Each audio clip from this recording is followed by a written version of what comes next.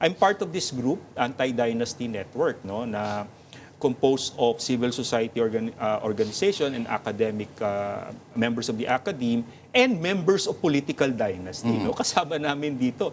Isa sa mga co-convener namin, si Mayor Vico Soto. No? So, member ng dynasty. At saka sila Kiko D, and even Lino Cayetano, no? Kasama namin dito. No? Okay, interesting. So these are the more progressive minded dynasties who are anti-dynasty. So we believe na siguro hanggang Senado i-push pa natin, i-lobby natin, bantayan natin, no? At kung hindi, may alternative. Alternative naman, there's another group, dapat isa lang, no? Yes. Ito naman, member ng church and civil society organization and different people's organization na nagtutulak naman ng People's Initiative. No? Kung ayaw natin yung ipapasang batas, idiretso natin sa taong bayan through a signature campaign. No? So these are all alternatives. Ngayon, bakit ako hindi sold na basta meron? Kasi tignan mo yung nangyari sa party list. Yes. No? Again, yung party list na yan was introduced to open up Congress for the marginalized and underrepresented and those still developing their constituency. Ang nangyari ngayon sa ating party list system, hindi mo na siya masasabing para sa underrepresented at marginalized dahil ang party list system ngayon ay pinamamahayanan na ng mga dynasty contractors at celebrities. No? Kumbaga, ito na lang yung ibinigay para sa mahihirap, no? Para magkaroon ng boses sa loob ng Kamara, pinatos pa ng mga dynasties at contractor. So, paano umabot dyan? Kasi, tatlo ang problema dyan. Salamat sa ruling ng isang justice pala. Hindi, idol ko rin naman yung justice na yun. Pero, yun nga, eto, no? First, yung definition. Yes. No? Kasi there's a confusion between what is sectoral and proportional representation. Yes. Second, yung implementation, yung RA 7941, the Party List Act of 1995, palpak. Nag-introduce, proportional siya. Pag proportional kasi, ibig sabihin, yung share ng vote ng partido, dapat yun din ang share of seats. No? Naglagay ng 3 seats na cap. No? So, hindi na proportional yun. So, madi-distort ngayon yung resulta ng eleksyon. Kaya siya proportional dahil hindi siya katulad ng district na winner takes all, na first past the post. Halimbawa, kahit na paramihan lang ng boto, kuha mo na yung upuan. Nasasayang ngayon yung boto ng ibang tao. Sa proportional, lahat ng boto may patutunguhan. Naglagay ka ng 3 seats cap, nawala tuloy yun. Tapos, dapat kasi yan may floor, parang toll gate. Okay. Ang tawag ng threshold, 2%. Dapat, alimbawa, 100 yung partidong sumali doon, yung nakakuha lang ng 2%, sila lang ang i-distributan ng seats.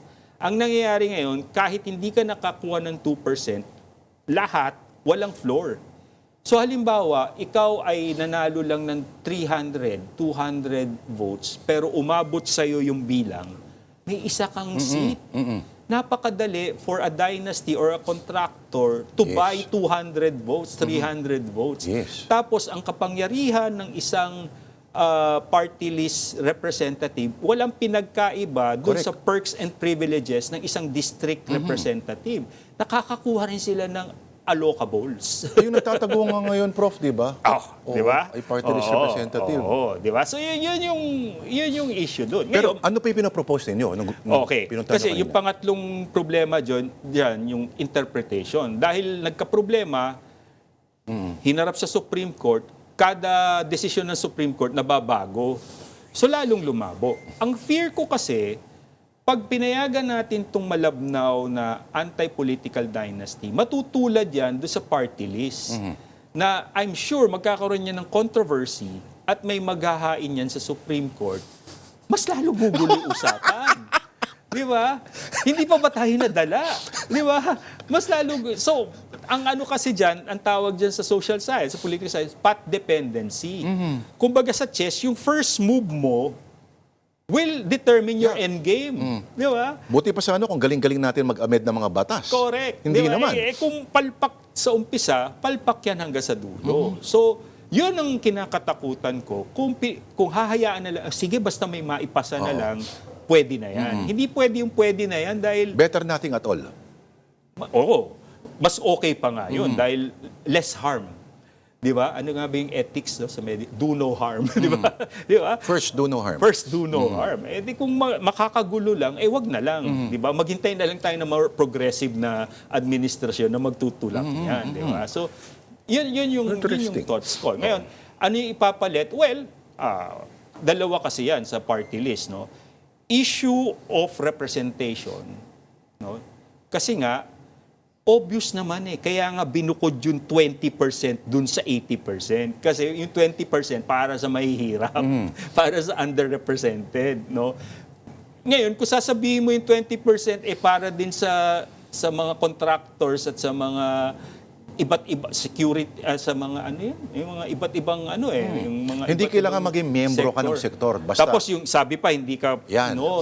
Yung interest nila, basta I support their interest. Yung advocacy. Oo. Hindi. So pag gusto niya ipagbawal na yun. Actually, yun yung tinutulak natin. To address that, kailangan member ka ng sector, may record ka ng really working for that sector, di ba? Tapos yung sectoral organization nyo, more than 5 years nang nagtatrabaho dyan sa issue na yan. Hindi pwede yung advocacy lang or tapos pagre-resignin lahat ng nominee, papasok. Bawal na ang substitution Grabe yun. except for death or disqualification. Kasi yung withdrawal diyan nagsisimula yung Yes. yung bago. Tapos Nadali alam mo ba tayo na dati dyan. binebenta pa ang party list, no? Binebenta yan, no? May mga party list for rent, may party list for sale. So alisin yan. Alisin lahat yan.